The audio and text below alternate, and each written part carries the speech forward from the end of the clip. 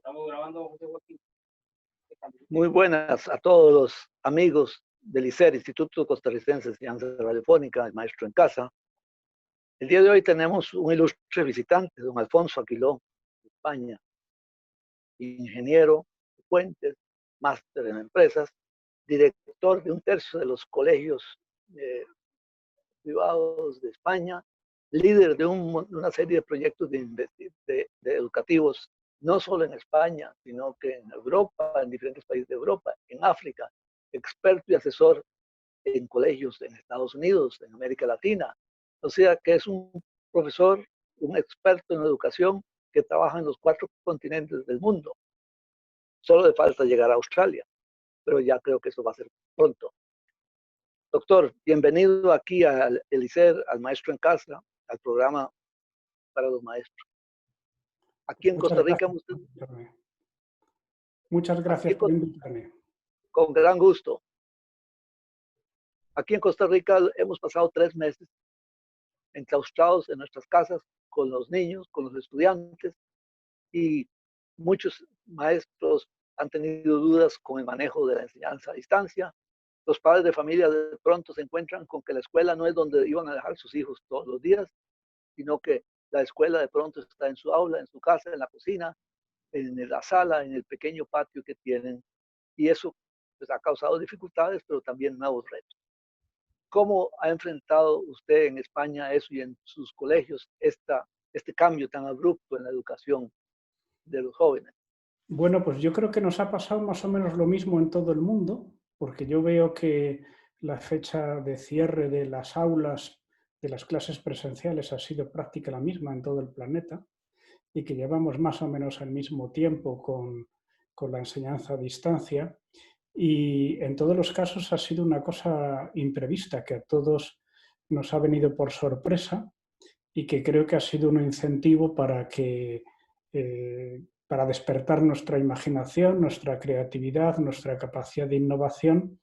Y creo que en general, tanto los profesores como los alumnos y las familias han demostrado una buena capacidad de reacción, y creo que eso es parte de la enseñanza, porque en la escuela, además de aprender por los conocimientos académicos, también hay que aprender a reaccionar ante las situaciones adversas, a organizarse cuando hay dificultades y a superar con buen humor los problemas. O sea que creo que es como un ensayo de cómo afrontar los problemas que la vida nos va a traer siempre.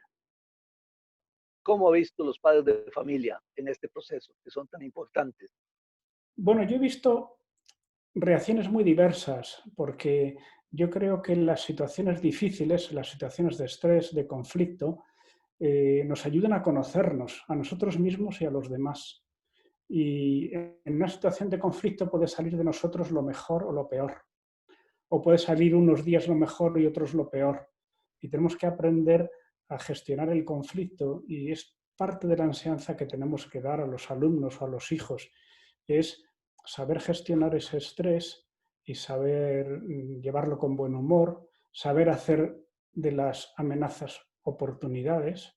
Y yo creo que en general las familias, superado un primer momento de sorpresa y de estupor, han reaccionado bastante bien y han aprendido a teletrabajar, a hacer las cosas de la casa, a atender a sus hijos, a hacer, a aprovechar también para mejorar su cultura, el deporte, para hacer 1000 cosas. Y yo creo que yo con todo el mundo que hablo me dice que ha aprendido cosas en este tiempo, cosas que no habría podido aprender de otra manera. ¿Y cuál es su mensaje a los maestros? Los maestros de nuestro programa están junto al mar, en las montañas, trabajando con sus alumnos, a veces con pequeños grupos, a veces con grandes grupos. Algunos no tienen experiencia en educación a distancia, otros tienen mucha experiencia. ¿Qué piensas? Pues yo lo que he visto es que la gente sin experiencia en enseñanza online ha aprendido muy deprisa. Yo me acuerdo de mi padre, que ya falleció, empezó a usar las tablets con 80 años y aprendió muy bien. O sea que no es una cuestión de edad, que yo creo que todos podemos aprender. El problema será si se dispone de los medios, si hay una cobertura suficiente, si los alumnos tienen dispositivos, pero Yo creo que en la medida que se tengan esos dispositivos hay que aprender a usarlos y aprender a sacarles partido. Y luego, pues para cuando no se tienen, pues de toda la vida ha habido enseñanza a distancia, por correspondencia, hay que mandar tareas, hay que buscar. Yo creo que cada situación requiere una fórmula diferente y repito que creo que es parte del aprendizaje, ¿eh? Aprender a encontrar soluciones en situaciones difíciles. He leído y usted ha tenido un trabajo muy importante en la educación de su país. Y he visto también esa relación que usted pone en los colegios, esa relación padre de familia, los alumnos, pero los maestros, ese trípode de trabajo, esas tres fuerzas importantes. ¿Cómo lo Sí. define usted en sus centros educativos? Bueno, nosotros hablamos de una figura que lo llamamos el triángulo de la confianza. A nosotros nos parece que es muy importante la confianza del profesor con el alumno y la confianza del profesor con los padres y que esa confianza facilita la confianza de los padres con los hijos. O sea que se tiene que producir un triángulo, lo llamamos, de confianza que haga que se produzcan esas sinergias de trabajo y de ayuda, de mentoring, de coach, entre, pues eso, en todas las direcciones, porque nos parece que el mentoring o el coach es algo que Expliquemos un poco el mentoring y el coach, porque sí, algunos maestros no lo comprenden tan fácilmente.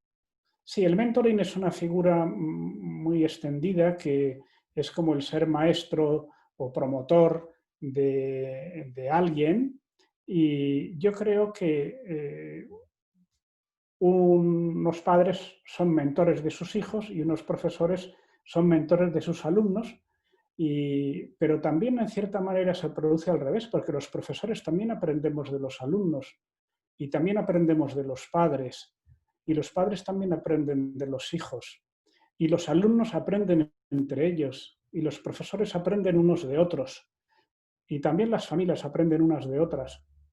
Yo diría que si queremos que los hijos y que los alumnos aprendan, nosotros tenemos también que estar aprendiendo siempre, porque en educación es importante los conocimientos que se transmiten, pero yo diría que es más importante todavía transmitir las ganas de aprender, porque las ganas de aprender permiten que luego cada uno aprenda por su cuenta. Y hoy con las nuevas tecnologías hay unas oportunidades inmensas de aprendizaje y el conocimiento está en gran parte en la red, en Internet, pero las ganas de aprender no están en la red, son las que hay que transmitir. Por eso que los padres y los profesores tengamos pasión por saber cada día más es muy importante para transmitir ese deseo, esa pasión a los hijos, a los alumnos. También hay maestros que no han tenido redes, no han tenido, que lo único que han tenido son documentos escritos que los han mandado a sus alumnos. El alumno viene a recoger las tareas y vuelve unos días después porque no hay medios tecnológicos. Eso también es válido. Bueno, así se ha funcionado durante siglos y siglos, ¿no? O sea que al final la tecnología son herramientas modernas que ayudan mucho a la educación, pero cuando no se tienen también se puede enseñar. Ha habido grandes sabios a lo largo de la historia sin ninguna tecnología, ¿no? Y yo creo bueno, yo también en esto creo que la providencia a cada uno nos pone los medios que necesitamos y nos genera las oportunidades que necesitamos. Y yo creo que el que no haya tenido acceso a la tecnología porque no era posible, no porque haya sido una cuestión de dejadez, el que no haya podido, pues tiene que encontrar otros modos de aprender, que los hay. El doctor Alfonso Aguiló tiene muchos proyectos. Uno de ellos es una revista, Ser Familia, un centro de documentación importante. Publica artículos en los diferentes medios de comunicación, pero está en relación directa con los padres de familia. Y ha escrito un libro que he podido conseguir uno en San José, Educar los Sentimientos, su última edición que ha llegado acá, y lo he comprado, he estado viéndolo. Pero hablemos un poco de esas virtudes fundamentales en la escuela. ¿Cuál Sí, es el mensaje? ¿Cuál es el mensaje central de todo su pensamiento cuando se enfrenta a una escuela? Bueno, yo diría que la escuela tiene que transmitir conocimientos, pero tiene que transmitir también valores. Porque al final una escuela lo que hace es una síntesis, como un resumen de lo más valioso que existe en una civilización y lo condensa y lo transmite a la siguiente generación. Y eso que se transmite de una generación a otra y que es un poco el sentido de la educación, no son solamente conocimientos científicos, históricos, de literatura, de ciencias, sino que también son todos los valores que vertebran la sociedad. Y por eso creo que una escuela tiene que tener como mucho empeño en tener como lo más definido posible qué valores quiere transmitir y que estén presentes de modo transversal en la escuela. Y transmitir el amor al trabajo, el amor a la verdad, la preocupación por los demás, el sentido de la justicia, la capacidad de colaboración, la visión positiva de las cosas, de las personas, el respeto del medio ambiente, el respeto de los derechos de los demás. Bueno, hay muchas cosas que se transmiten cada día en el ambiente de la escuela y que creo que los profesores y los padres tienen que tener siempre como muy presentes de fondo en todo lo que hacen. Profesor, usted citó una palabra que en este momento en nuestro país tenemos un problema de pobreza importante. Muchas personas han perdido su trabajo, la actividad turística está totalmente detenida, pero hay un crecimiento de solidaridad en los jóvenes. ¿Se da eso también en su país? ¿Cómo lo Sí, ve usted en los centros educativos? yo en general mi impresión es que en las situaciones de dificultad la gente mejora, se piensa más en los demás, se hace más solidaria. Es verdad que no le sucede a todo el mundo, pero yo creo que a la mayoría sí. Y digo que no le sucede a todo el mundo porque ya digo que las situaciones difíciles, como sucede en las guerras, en los grandes conflictos, son situaciones que a muchos les llevan a sacar lo mejor de sí mismos, pero a otros les llevan a sacar lo peor. Por eso es tan importante las las actitudes con que uno enfrenta los problemas. Si uno lo enfrenta con una actitud de victimismo, de rencor, de rabia, de egoísmo, pues los conflictos se agrandan. Sin embargo, cuando se afrontan esos conflictos con preocupación por los otros, con sentido de solidaridad, con sentido positivo, pues esos conflictos nos hacen mejores. Y yo creo que para muchos, yo es la impresión que tengo, les ha hecho mejores, porque les ha sacado de una rutina que a lo mejor pues estaba muy encerrada en sus cosas y se da cuenta de que muchas cosas que teníamos, que nos parecían obligadas, pues ahora no las tenemos y que tenemos que vivir con más austeridad y que tenemos que vivir pensando en más cosas que son más importantes que las materiales y a lo mejor también que hay que trabajar más. Yo veo que esta pandemia que ha pasado es parecido a una guerra. Deja a los países con un empobrecimiento muy importante y con muchos daños y muchos fallecimientos. Y yo diría que también la historia demuestra que después de los grandes conflictos y las grandes guerras, también muchas veces los países han dado un gran incremento, porque han sabido rehacerse y yo creo que esa es la enseñanza que tenemos que buscar. Usted en sus colegios tiene al mando muchos colegios, en sus escuelas, muchos proyectos. ¿Cómo impulsa eso tan importante? Que el joven colabore, que el joven sea solidario, que de su egoísmo lo olvide y que cambie por una actitud más positiva. No es fácil, pero Bueno, yo con su creo que mismo, tenemos que decirlo y yo creo que la gente conecta con estas ideas porque todos necesitamos ideas inspiradoras.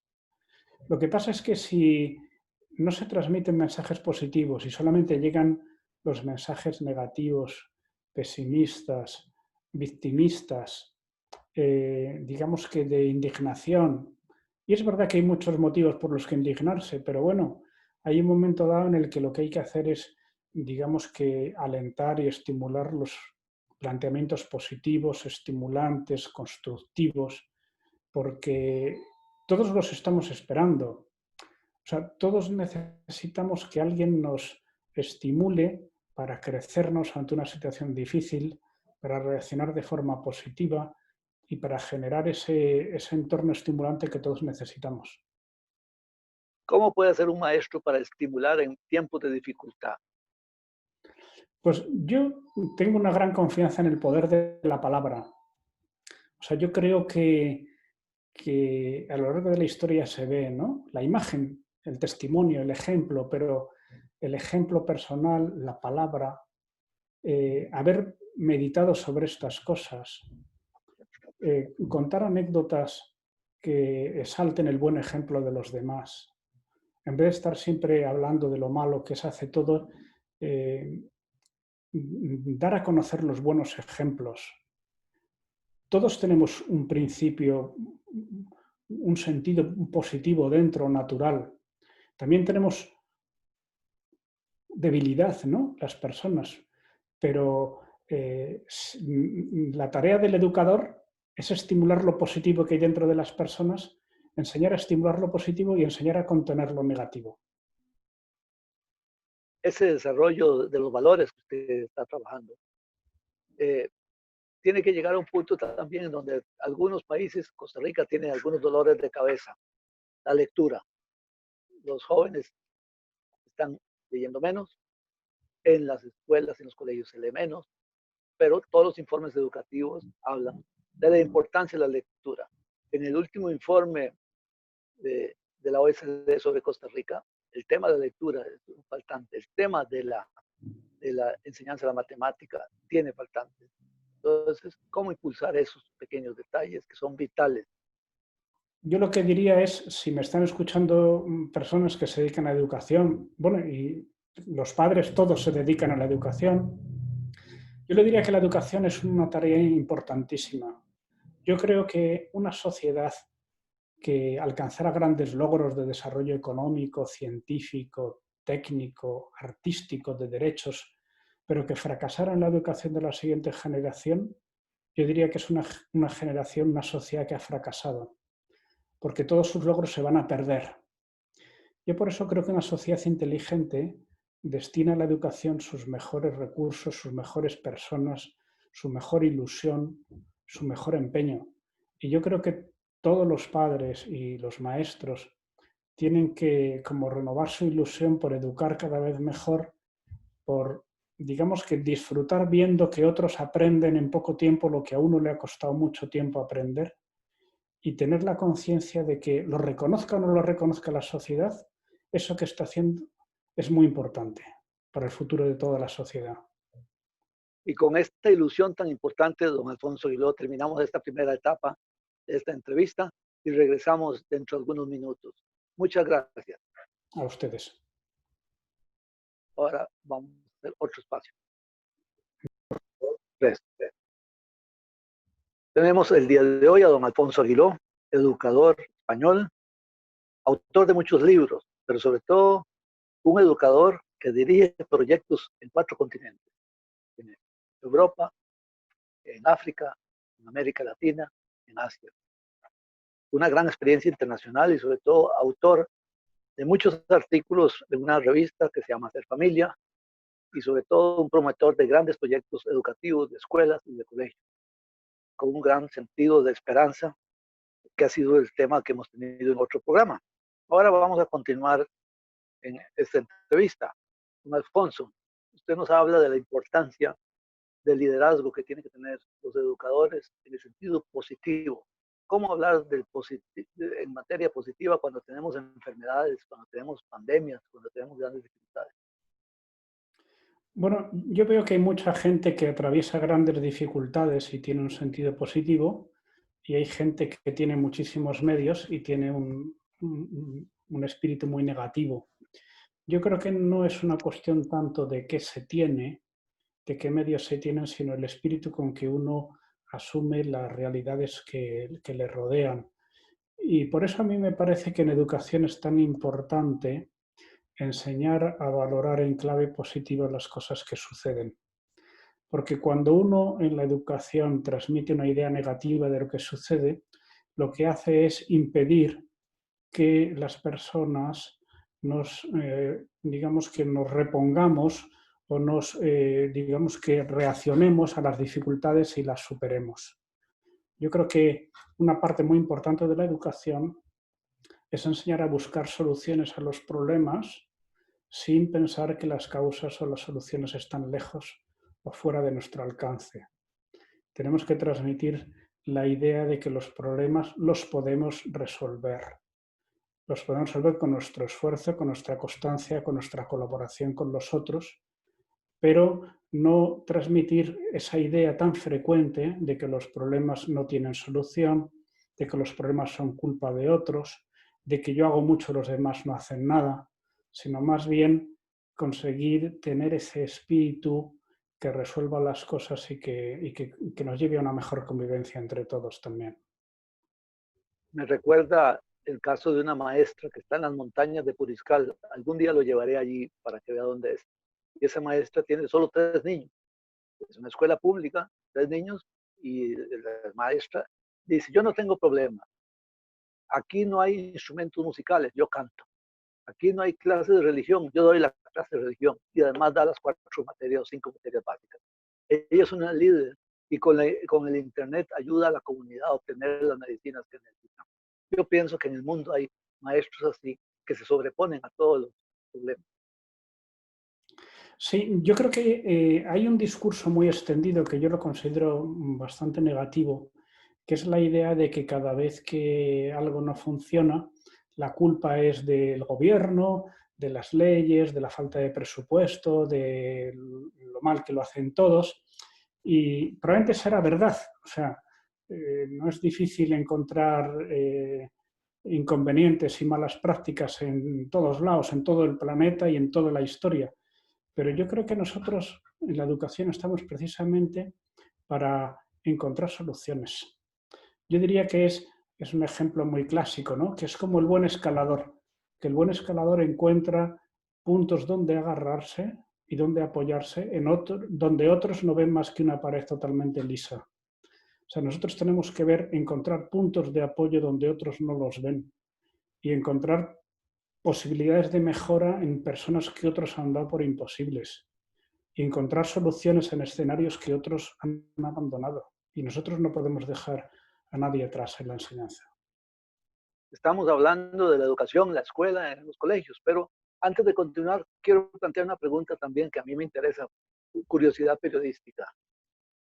Usted habla de asentarse cuando uno va escalando, buscando el punto de apoyo, pero ¿cómo ha logrado esos puntos de apoyo para hacer centros educativos en Rusia, en Alemania, en Estados Unidos y en África? ¿Es usted un escalador de la educación? Bueno, no, yo he encontrado buenos socios en todos sitios. En todos sitios hay gente extraordinaria que muchas veces pasa inadvertida. Y yo creo que precisamente lo que hace falta es encontrarla y colaborar. Me acuerdo que José Antonio Marina siempre dice que dos personas muy inteligentes pueden formar una pareja estúpida o dos personas muy inteligentes pueden formar un equipo mucho más inteligente que la suma de ellos. O sea que hay muchas veces, se ve hasta en los matrimonios, hay personas muy inteligentes que no funciona, no han aprendido a convivir. Y yo creo que una de las grandes tareas de las escuelas es enseñar a la gente a colaborar y enseñar a la gente a, digamos que, a lograr que de las inteligencias individuales la suma sea más que la suma aritmética de las inteligencias de las personas, porque se potencia las capacidades de unos con otros para hacer logros, llegar a logros mejores. Me imagino que muchos centros educativos que usted ha dirigido, de pronto se encuentra con que hay maestros, educadores muy buenos que se llevan muy mal con otros. ¿Cómo lograr esa sinergia positiva de virtudes y también de caracteres? Bueno, yo me acuerdo, estoy en el jurado de A3 Media, de la Fundación A3 Media, el jurado de grandes profes, y cuando nos reunimos todos los años, ahora tenemos enseguida la próxima reunión anual, siempre a la hora de buscar el mejor profesor o el mejor proyecto, siempre estamos de acuerdo en que no se trata de encontrar un profesor que es un genio y consigue arrastrar a sus alumnos a hacer una maravilla, sino tenemos que encontrar profesores que transformen escuelas.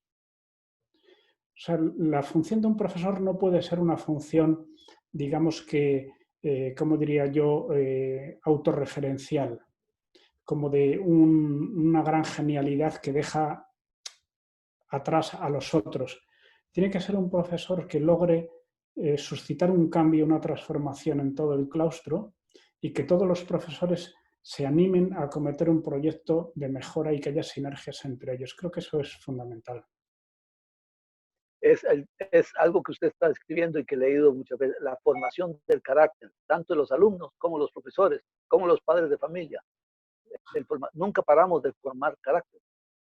Sí, realmente en el mundo anglosajón, que es quizá donde más se ha desarrollado la idea de la formación del carácter, cada vez se le da más importancia, porque está muy claro que la escuela debe transmitir unos conocimientos y hay que aprender matemáticas, y hay que aprender idiomas, hay que aprender tantas cosas, pero de la escuela también debe haber, o sea, de la escuela se espera también una formación del carácter y que las personas sean constantes, sean trabajadoras, sean colaboradoras, sean positivas, sean alegres, sean equilibradas, sean, bueno, pues todas las cualidades de carácter que todos deseamos para nosotros mismos, para los hijos, para los alumnos. Y en los alumnos, ¿cómo formamos carácter? Bueno, yo en muchas escuelas veo que hay un plan de formación del carácter y que a lo mejor cada mes hay un valor, una cualidad, una capacidad que se trabaja de modo especial, ¿no? Y dice, y un mes puede ser el trabajo, otro mes es eh, digamos que la preocupación por los demás, otro es el sentido positivo, otro es el orden, otro es lo que sea, ¿no? La generosidad, pero siempre viendo cómo se puede aplicar ese valor a la vida diaria del aula y de la familia para que haya como un barrido, un repaso de todos los principales rasgos del carácter que nos hagan mejorar a lo largo de toda la estancia en la escuela. Y yo creo que eso pues, es muy importante para una escuela, tener presentes esas ideas para que no queden olvidadas ninguna de ellas. Un tema que hemos visto en sus artículos es el tema de la lectura, que es un dolor de cabeza que tenemos en la educación de Costa Rica. No leemos suficiente y los exámenes PISA sale el punto negativo. ¿Cómo animar la lectura? Yo creo que todo lo que se insista es poco sobre la lectura, porque un niño pequeño que aprende a leer bien y que, digamos, que adquiere gusto por la lectura, tiene la vida ya medio resuelta. Porque que una persona que lee mal, que tiene dificultad, que no le atrae la lectura, tiene un enorme freno para aprender, porque el aprendizaje está muy vinculado a la lectura. Y una persona que lee con dificultad le cuesta mucho entender lo que lee y le cuesta mucho sacarle partido. Es como cuando uno lee algo en un idioma que no domina bien. Pues entiende de qué está hablando, pero le falta precisión y le falta rapidez y no puede avanzar rápido. Por eso yo diría que hay que conseguir que en las casas, en las viviendas, haya tiempo para leer, que no esté la gente todo el día con la televisión, todo el día con los videojuegos, con las redes sociales, sino que la familia se busquen momentos de sosiego para leer y también en la escuela. Yo diría que en las escuelas debe haber un tiempo de lectura, sobre todo con los más pequeños, un tiempo de lectura largo y de lectura en voz alta y de comprensión y de hacer preguntas sobre lo que se ha leído y que de verdad todo el mundo salga leyendo muy bien. Y aprendiendo poesía también. También, yo creo que la memoria, o sea, aprender poesía, yo siento que a mí en mi escuela, porque me encontré en una época en la que había menos sensibilidad por esto, no me hayan enseñado más poesía. Yo creo que es muy importante aprender de memoria poesía y es algo que ayuda a desarrollar la sensibilidad. La memoria también es muy importante porque al final la capacidad de pensar y de buscar soluciones a las cosas tiene mucho que ver con la capacidad de tener en la memoria suficiente información al mismo tiempo para poder de ella sacar partido. Esa memoria, esa necesidad a veces es despreciada, no se le pone suficiente atención la capacidad de memorizar. Y hay un autor que he leído en España que habla de que la escuela no es un lugar de entretenimiento, es un lugar de exigencia. ¿Cómo llevar la exigencia a la escuela y al colegio? Sí, yo creo que la disciplina es muy importante para el desarrollo de las personas. También Marina dice que un chico, cuando aprende a obedecer a su madre y aprende a obedecer a su profesora en la escuela cuando es pequeño, gracias a esa disciplina, luego aprende a obedecerse a sí mismo, pero es capaz de obedecerse a sí mismo y de tomar las riendas de su vida y de tener un autocontrol personal porque antes ha sido capaz de contener los propios impulsos para obedecer a otro. Por eso yo diría que la disciplina que hay en la escuela y en la familia es muy importante para ese desarrollo de la fuerza de voluntad de las personas, y esa fuerza de voluntad es la que luego permite ser dueño y protagonista de la propia vida y no ser una persona que está sometido a la dictadura de sus propios impulsos. Hemos hablado mucho del deber ser.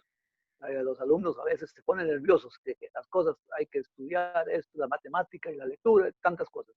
Pero hablemos de la música. ¿Cómo influye la música en sus centros educativos? ¿Qué valor le da la música, al arte, a tantas expresiones artísticas que son ilusión también para muchos jóvenes? Nosotros vivimos en un mundo hoy muy dominado por la técnica y yo creo que hay que contrapesarlo, vamos, dominado por la técnica, por lo material, por el desarrollo, por la economía, que son grandes avances, pero hay que conseguir compensarlo con una enseñanza humanística, porque al final lo que realmente satisface la vida de las personas pues son las humanidades, ¿no? La literatura, el arte, la música, todas esas cosas que digamos que hacen crecer el espíritu de las personas y que son muy importantes para la buena convivencia de las sociedades. Pero hay padres de familia que creen que lo importante es la computación y el inglés.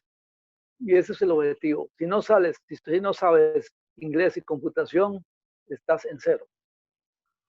Yo Yo no creo. diría que sí, es verdad que es muy importante el inglés y la computación y las matemáticas, pero lo otro también. Yo creo que no hay que poner una cosa a la otra. Cuando una persona tiene ganas de saber, pues todo le interesa. Yo, por ejemplo, soy de formación, soy ingeniero, soy de formación técnica, pero yo encuentro muy atractiva la historia, la literatura. Digamos que creo que el saber es algo por su propia naturaleza universal. O sea, que el amor a la sabiduría por su propia naturaleza es universal. Y cuando uno se cierra al conocimiento de un determinado área, significa que su amor todavía es pobre, que tiene que crecer. Su amor a la sabiduría. Don Alfonso Aguiló, desde España, queremos preguntarle un tema que es de interés también para los padres de familia. Tenemos un programa de inglés importante en Costa Rica, pero también tenemos 800 profesores de francés en nuestro país y se dan las dos lenguas. ¿Qué importancia le dan hoy en día usted a la enseñanza de las lenguas? No solo estas dos, también el mandarín, el alemán, el francés y muchas otras. Yo creo que todos los idiomas son importantes. Eh, es evidente que el idioma de mayor circulación ordinariamente es el inglés. El español tiene también una circulación enorme, enorme. Entonces yo creo que sabiendo español e inglés se puede ir por todo el mundo. Pero si se saben más idiomas, mucho mejor. Cada idioma encierra una gran riqueza, encierra un conocimiento de toda una cultura, de todo un saber, y yo creo que hoy día también hay más oportunidades de aprender idiomas y creo que hay que saber aprovecharlas. Y en los colegios que usted promueve, dirige, ¿qué idiomas enseñan? Se enseña sobre todo inglés y el siguiente idioma suele ser el alemán o el francés. Y en alguno el chino. Pero en fin, sobre todo yo creo que lo importante es, o sea, yo diría que lo importante es dominar muy bien el castellano, el español, leyendo muy bien, conociendo bien la cultura y hablar muy bien inglés. Todo lo demás, estupendo, pero esos dos hay que hablarlos perfecto. ¿Cómo desarrolla la dicción, los discursos, el hablar en público, el saber escribir? Porque tenemos que lograr que muchos jóvenes entren a los medios de comunicación. Si no están bien preparados también con el arte de escribir, es importante. Pues yo creo que en la escuela hay que hacer que los chicos y las chicas escriban, vamos, que lean, que escriban, que hablen, que sepan exponer las cosas en público, que sepan la retórica de la argumentación, del respeto, de la discusión serena de las cosas, que sepan argumentar las cosas bien y no atacar a las personas, que aprendamos todos a respetar las opiniones de los demás y a escuchar lo que los otros dicen con ganas de enriquecernos con sus ideas. Yo creo que todo eso es trabajo de la escuela y de la familia. Y hay que darle mucha importancia porque eso es muy importante luego para el resultado de la vida de las personas. Estamos escuchando esta entrevista con don Alfonso Aguiló desde Madrid, España, y nos ha hablado de diferentes aspectos de la educación escolar y colegial. Y ya estamos al final del programa, por eso le quisiéramos dejar estos 2 minutos finales, minuto y medio, para su último mensaje para los maestros de Costa Rica que están junto a las montañas, junto al mar que usted algún día conocerá, porque no solo vamos a hablar de libros, le vamos a enseñar que Costa Rica también es bonita y no solo llueve y que tiene oportunidades. Yo Así que visité le Costa dejamos. Rica, yo visité Costa Rica hace un año, en Semana Santa de 2019. Me gustó mucho el país, me gustaron mucho sus gentes, tengo muchas ganas de volver. Y yo diría, lo he dicho un poco ya antes, que la educación es de las tareas más grandes que una persona puede hacer a lo largo de su vida, que es lograr que lo que uno ha aprendido con gran esfuerzo durante mucho tiempo lo transmita en menos tiempo y con más arraigo, con más profundidad a otros. Y que una sociedad inteligente tiene que dedicar a la educación sus mejores esfuerzos, sus mejores ilusiones y su mejor talento. Y que todo el talento y el tiempo que dediquemos a educar bien, yo diría que es el tiempo mejor empleado. Así que yo les daría la enhorabuena y les desearía pues, que ese trabajo, aunque a veces sea cansado y sea un trabajo de mucho desgaste, que lo retomen cada día con mucha ilusión, que es una tarea preciosa. Así lo haremos. Muchas gracias, don Alfonso Aguiló, desde España, aquí en el Instituto Costarricense de Enseñanza Radiofónica, el maestro en casa. Muchas gracias por su intervención. Gracias a vosotros.